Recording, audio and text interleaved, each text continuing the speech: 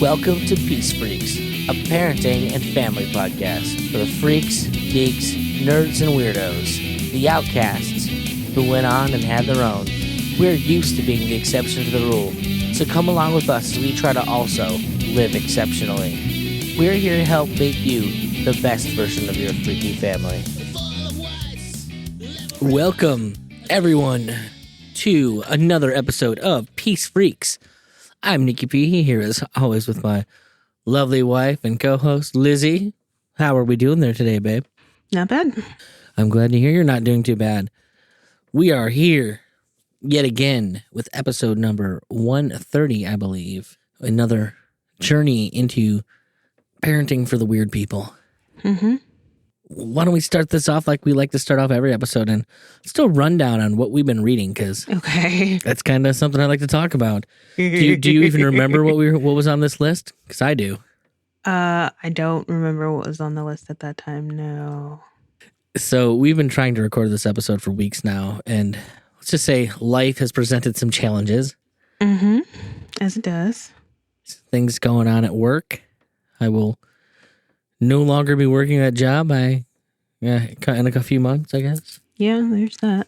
But let's look at the books that we were reading when we were when we were trying to do this. Just for the record, the original release date of the show was supposed to be on January 6th. Wow. Well, all right then. And I think we'd still waited even at that time. But so I'll start just because I want to. Okay. And I'm looking at the actual list. Yeah, do your thing. So I've got Lies My Doctor Told Me by Dr. Ken Berry. Which I have since read. What are your thoughts on having since read? Yeah, no, I mean, a lot of it is stuff that I've heard from other sources, but some of it was new, and it's obviously stuff you should be aware of. I personally really like his candor. Yes, he is very no nonsense, you could say. He's reminds me of the kind of people I like. Hey, fuck you, buddy. I'm walking here. Basically. No, he's more of a down home backwoods kind of guy. So also in this time, I read Starship Troopers by Robert A. Heinlein. Okay. Which was a great book. I personally liked the movie, and I didn't see. I mean, they were different, but I didn't see as many differences between the book and movie as people tried to make out. Okay. Stranger in a Strange Land, also by Heinlein. I mean, how do you screw up with a Martian sex cult? I don't know. It's apparently what that book was. Yeah, there you go. Well, it reminded me of Marjo a lot. Okay. If you've ever seen that movie. I have not. I've heard about it. It's an interesting, it's a documentary about a guy basically trying to capitalize on the only grift he knows, which is taking advantage of people at church. Right. When he was a kid, he was like a clairvoyant or whatever, and eventually he went on to kind of become a grifting adult with interesting movie, needless to say. Yeah, no doubt. I also read How I Found Freedom in an Unfree World by Harry Brown, which everyone has always told me to read, and honestly, you could just sum up so much of my values and get that book. Nice. It really kind of spoke for me. I'm just reading it like, God damn it, you're right, Harry Brown. Why couldn't I have ever voted for you? Okay. America's Great Depression by Murray Rothbard. That one was nice to get in there. It was, I don't know that it was anything I didn't already know from having listened to enough Bob Murphy. Okay. But I mean, it's the rebuttal to what they'd like you to believe the Great Depression was about. Right. On top of that, the last book I read actually this week, I went and reread an old favorite of mine, because I've been telling you to read it for years. Yeah. And I just said, to hell with it, I want to read the damn thing. And so I went and got an audiobook version of Cold Heart Canyon by Clive Barker. And I honestly loved the book. I'm now questioning whether or not you really should read it, because it's, I don't know, maybe you could probably do it, but it's going to be a little bit of a rough ride if I do. It's Clive Barker. What can I say? It's going to be what it's going to be. But yeah, that's what I've read since the last time we did one of these. Okay. I have on your list The Fat Burn Fix by Dr. Kate Shanahan. Yes, very much enjoyed that, and it was useful. Which you read it and then tried to immediately implement everything in it, when I'm like, I don't really know that I believe everything she said, Mom. I just wanted you to Just kind of take some of the information, see if you could synthesize it into our Yeah, the seed oil thing seemed like a real piece to me. diet. And yes, I have definitely gotten all the seed oils out of our stuff we have in the house. We can stop picking up, other stuff that has it in it. And then that's a whole different thing. But That would be great. Baby steps, though, honey. Baby steps. I know. I'm not hating. You also had Ageless Face, Ageless Mind by Nicholas Perricone on here. Yes. Ridiculous thing. And the reviews are good. So apparently some people got good stuff out of it. I found it to feel entirely too much like an infomercial because there was just way too much information about what products there were out there that had these particular things and who exactly you could get those products from, as opposed to the natural sources of those products or stuff like that. So it sounds like a lot of that industry, honestly. yeah, I mean the guy's a dermatologist, and it's his job to get people to come in and have him give them products and treat them. So. And I'm going to be honest, knowing he's a dermatologist makes everything you just said make even more sense. Oh yeah, no, I can't hate on the guy. I get that that's his thing. It's not what I look for in a book. I want the information. I want to know, how I can do for myself with that information. And if there's a product out there that's good, then I'd love to hear about it, but I don't need every third sentence to be about a product. And then since then, I read through all of the Circle books, which is basically like Ted Decker doing. I found out since probably doing kind of the Gunslinger series, his whole cycle thing, because it does kind of end up back where it started. So Ted Decker did a crappy version of the Dark Tower series? I mean, we've already had this conversation, but I read them a long time ago and enjoyed them, and then. Liz, you mean to tell me Ted Decker went and just ripped off more of Stephen King's catalog? Let's face it, like Stephen King has done so many things. Like pretty much every author, I think, has touched on something that King has done before. But yeah, but Ted Decker's the only one who makes a career out of like doing it repeatedly and only that. I don't know. I had haven't. Well, and that was the thing. I loved the Circle series when I read it. When I was like 21 or something. And had not been able to get into it since, and kind of was like, I want to know what I saw in this, what I connected with, and so I went through and read it again, and it was fine. I enjoyed it enough, and I think I get the idea of it, and I like the idea of it. It didn't rock my world, but it was what it was. Is that the colors one? Yeah, there's like black is the first, and then red and white, and then green came out later, which was the sort of the closing the Circle prequel book. I think I read a few pages of green, didn't I? I think you did, and you were just like, okay, so this is terrible, is what I thought. And then you reminded me that he made the House movies. Yes, and when we were dating or something, I found House, the movie, because it just come out, and I was really into Decker, and I was trying to support his work, and they came out with a movie that was based on his book, and I saw it, and it was pretty darn awful. So I mean, not that, to be fair, most of King's movie adaptations are also pretty rough to watch. I think it's just that you shut your mouth. You shut your pretty mouth right there. Oh, you guys rag on King's movie adaptations all the freaking time, so don't even start with me. I think it's just the thing where, you've got the author and he can't separate himself from what the book was, and then to make a good movie, and you have to do different things to make a good movie than you did in the book. That's always the way it is. That had Virginia Madsen in it, didn't it? Gosh, I don't even remember who was in that thing. I think it was Virginia Madsen, so I even gave it a shot, and it was terrible. Yeah, there were a couple actors that you were like, oof. Guess it happens. I mean, and no hate for the guy. The movie was not good. It wasn't. I have hate for the guy. I know you do, and that's okay. That's okay, Liz. You can like your terrible books.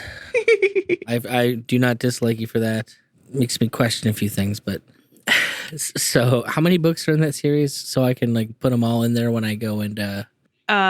Black, red, white, and then green. So 4. I guess. So, I mean, he couldn't even like keep up the stamina to really rip off King with the Dark Tower books. Well, no, it wasn't going to be whatever the 9-book series or whatever it was for the Dark Tower. I think there's more than that now. I think eventually he started stuffing books in the middle of it. Well, and he's done some of that. Like, there's Tales from the Circle, essentially, and kids' books and everything. Yeah, I mean, and he's like a guy. Is that like an homage to Tales from the Loop now too? He's ripping off like Amazon shows. I don't know. He's like a grandfather now, so he's trying to appeal to the kids and his kids, and you do what you do. How about he appeal to people that are like reading? I don't know. I mean, some people seem to like his stuff. I don't know what to tell you. Look, I guess it's a step in the right direction in that it wasn't one of those church books again. Well, I mean, to be fair, I at least I every now and then try and get in some fiction because I don't want to completely lose my taste for it. I've been doing a lot of nonfiction lately, so it does require some effort. Right on. Well, we have spent over 10 minutes talking about our books. We don't usually like to spend that much time doing it, but it had been a while. Yes. So thanks for hanging in there with us. So, folks, just a reminder before we get off into the actual show. If there's a parenting story you want to share, a product or service other families might appreciate, or just an idea for a topic, you can get a hold of us at peacefreaks@nickmccone.com.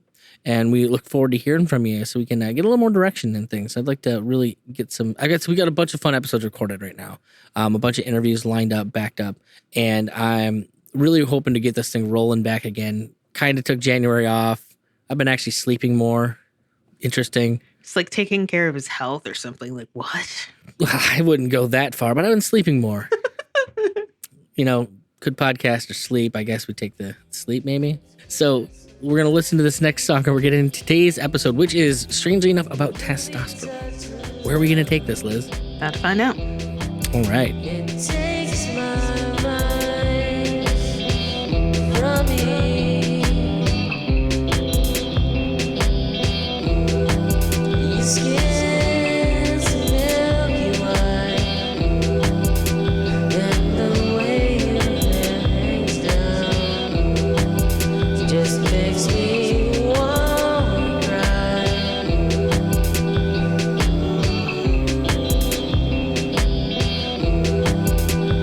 While I'm asleep tonight, I'll be dreaming of you. And sleep tonight, I'll be dreaming of you. I don't wanna sit around and dream forever. All right. So we are here to talk about testosterone. Yes, we are. And hopefully we can keep this this episode kind of reined in. We recorded it once and I had to scrap it because work kept calling and I couldn't keep my head straight. We had the initial idea for it like probably a month and a half ago at this point. It seems like forever ago.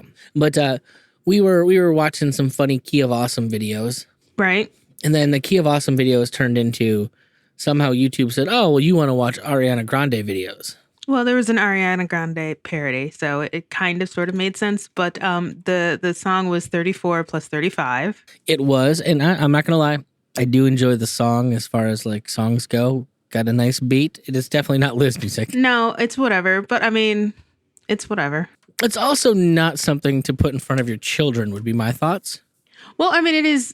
We listened to it again just before recording this episode, and it is very sort of graphically describing like acts that adults do and the specific things involved with that. 34 plus 35 is 69, folks. The song comes off of an album called Positions. Yeah, and getting impregnated and whatnot. So yeah, it's some very specific language in the song. I mean, she may say, "Fuck me till the daylight," is the chorus of the song.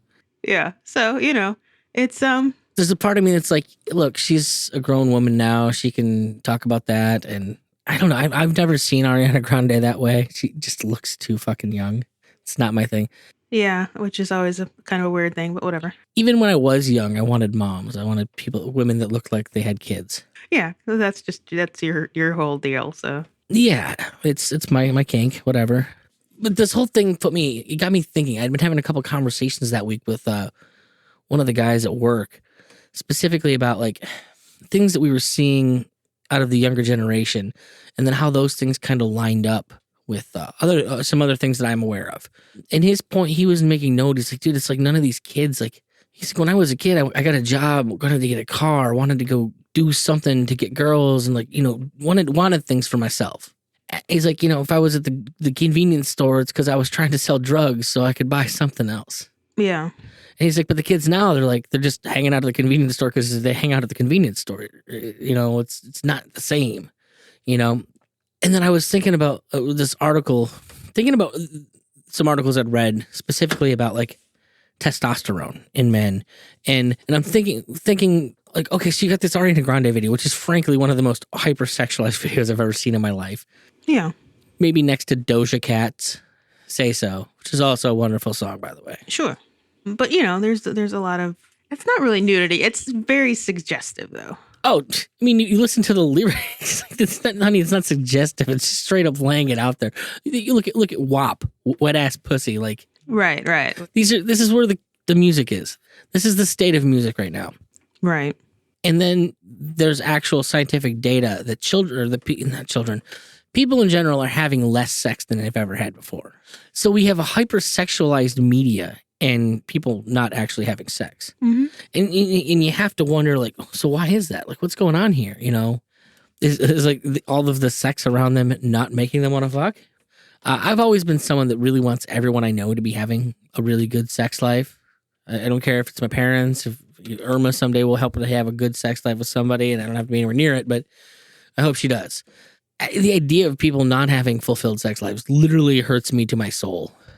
And so the one thing that I've read a lot of articles about, and something that also scares me, is this idea of testosterone, because we actually have clinical data that it's been dropping for decades, like the level of testosterone in men and women. Now, is that from chemical means where it's in the food we eat or something, or is it who knows? There's a lot of things that suggested, but one of the things that's not good about that is that low testosterone will really, really mess you up. Like, all of your hormones are super, super important to your needs as far as health regulation goes. Like, Sure. Basically, low testosterone makes it more likely you're going to get sick. And I don't know if maybe there was a pandemic or something going on in the past year. Right. That would be something you'd be concerned about, maybe. Yes. And so it was just an interesting place to go. You seemed almost confused by almost everything I was saying, like you didn't believe me, or no. I don't know. I really don't know what. I don't want to put words in your mouth. You just like kind of looking like, what is in this for you? Like, I don't know. It's just, it seems important. Well, I guess initially I was coming from a place where, like, okay, there's less people having sex, and I was wondering if maybe the sexualized media was sort of something people were using as a substitute for sex, if that was a thing that was possible. But the more I researched into it, it is kind of an important part of life, and has always been considered so. And me coming from a more conservative background, they obviously weren't into sex before marriage, but sex was always seen as something that was necessary. It was a gift. You need it to kind of perpetuate the species. It's something that people were meant to enjoy. So yeah, that not having that at all in life is kind of an issue. And so no, I definitely kind of got on board. And then the more I researched testosterone levels in general, and that there is some research to suggest that it can increase pretty much any cause mortality. If you have low T levels, it does seem like something we should be aware of. I'm looking here. There's a Forbes article from 2017 entitled "You're Not the Man Your Father Was," and from 2010 to 2013, prescriptions more than doubled for testosterone supplements. Okay, let's see here. They actually had some really interesting things. Men's testosterone levels since the 1980s with average levels declining about 1% per year. So there's like a 6-year-old man in 2004, testosterone of 17% lower than that of a 6-year-old man in 1987. Yeah. And I mean, there's definitely environmental exposure to pollutants can have that effects on it. Well, here's another thing. So like that's going from the 80s, Liz. A study of Danish men showed that men born in the 60s compared to men born in the 20s had like double-digit declines as well. Yes, it's been happening for a long while. Yes. I mean, don't get me started on what that means as far as like, I mean, it's so much of like your personality, like the drive and ambition seems to be linked to it. If just anecdotally, that like, what are people stop striving for things? Stop trying to move forward in life. I wish I could read this article. Los Angeles Times has it blocked out, but this was like the actual article about sex, and like the numbers were freaking insane. Like how much less sex people are having. Yeah. Okay, so from nationally representative sample of nearly 10,000 men and women aged 18 to 44 in this study. And about half of the adults surveyed between 2016 and 2018 said they had sex at least once a week. That includes 46.7% of men, 53.3% of women. At the other end of the spectrum, 16.5% of men said they had not had sex in the previous 12 months. In the years 2000 to 2002, only 9.5% of the men who took the survey said they'd been celibate for the past year. The younger men were the more likely they were to abstain from sex.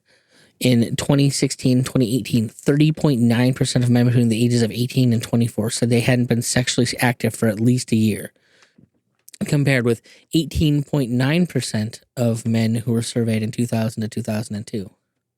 Like 10% shifts seem pretty like, wow.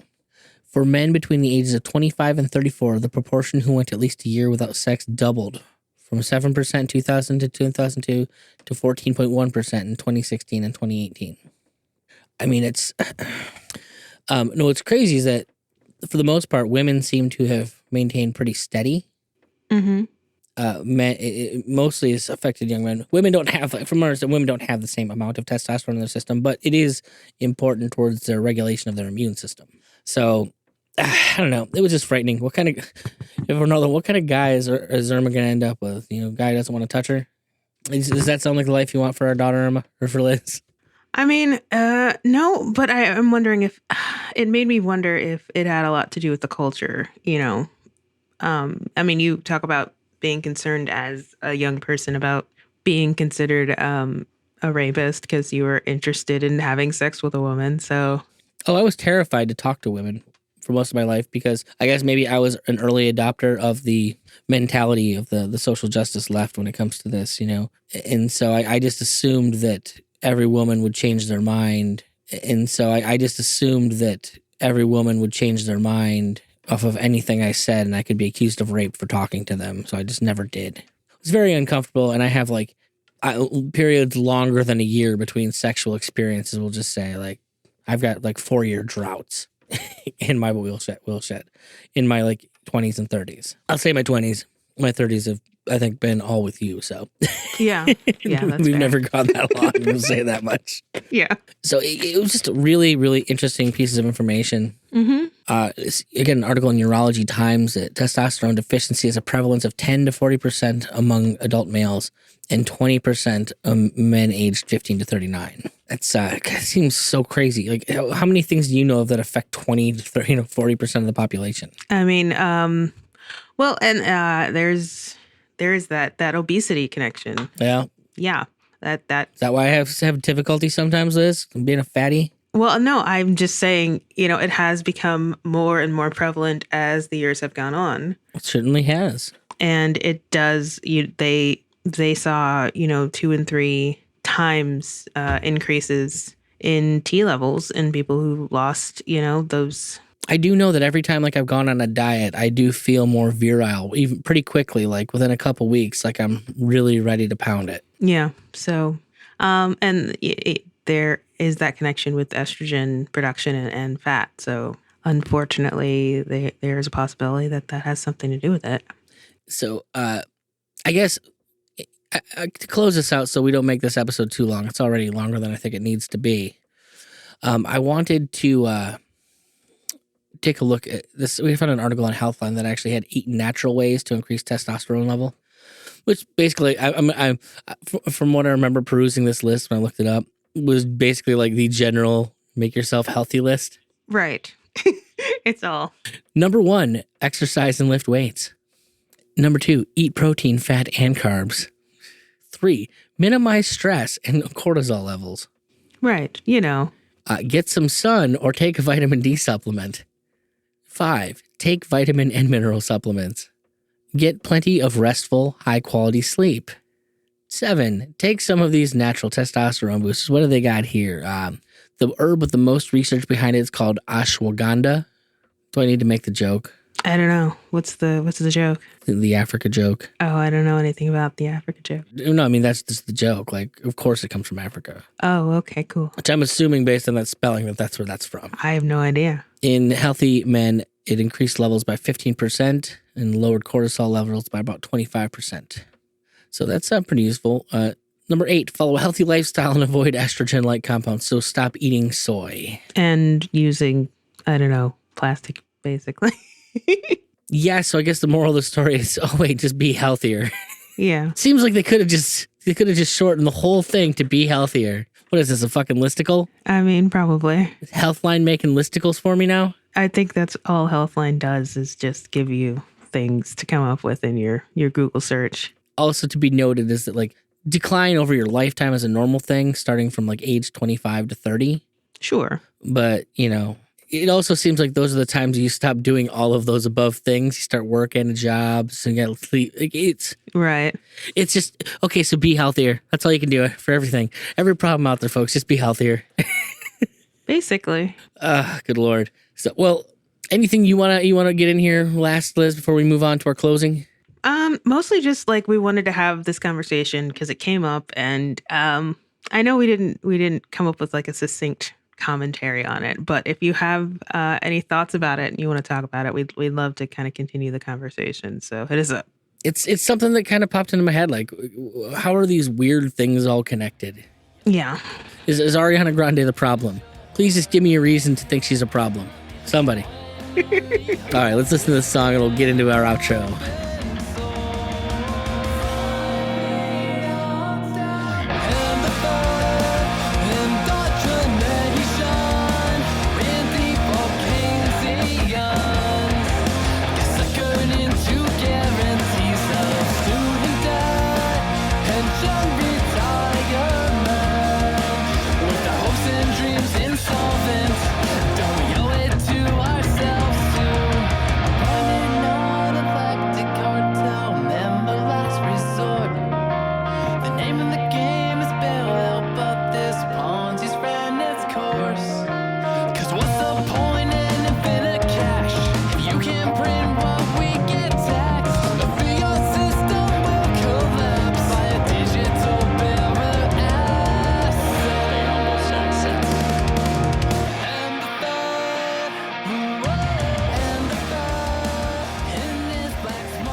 All right, babe.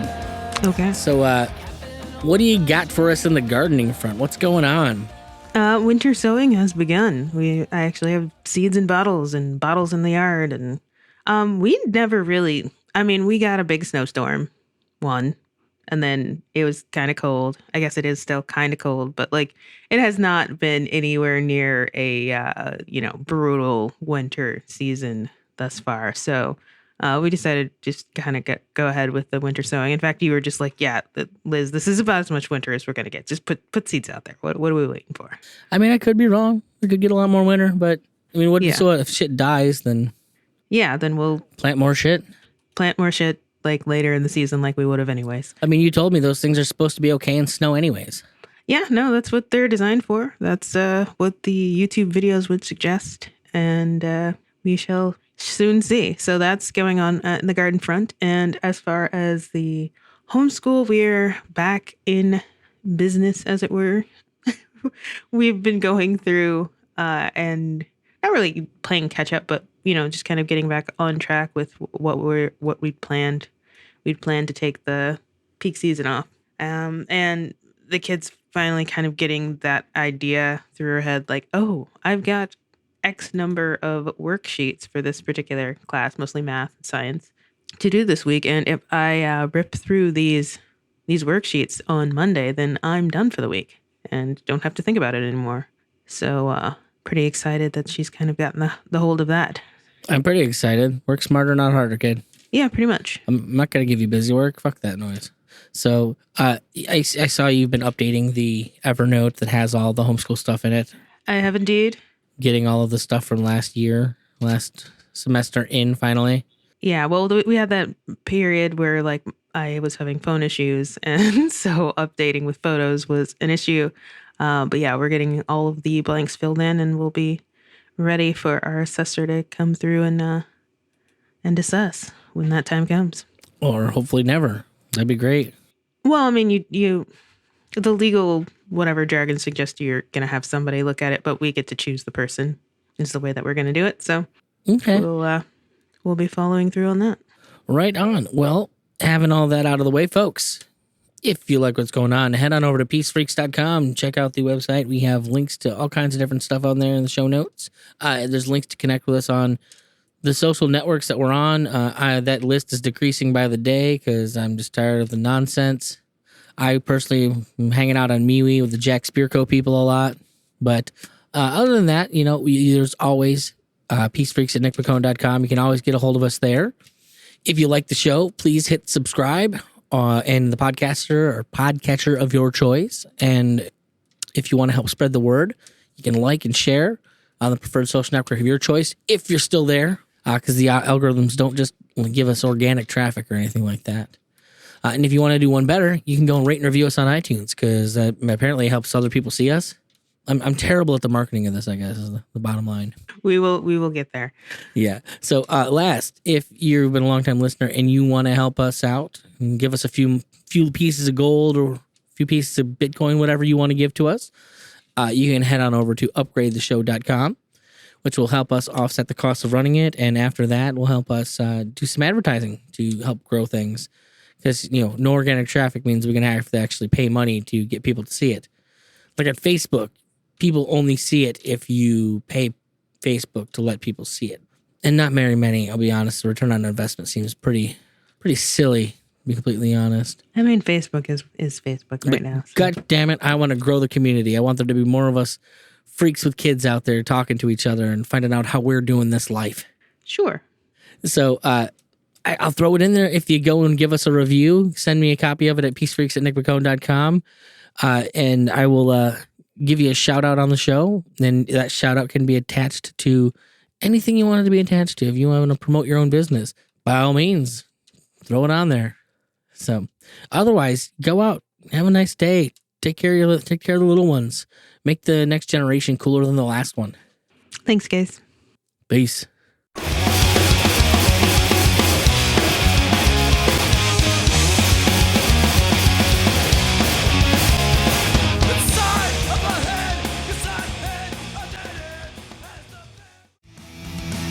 This podcast is a proud creation of the Mad Audio Lab.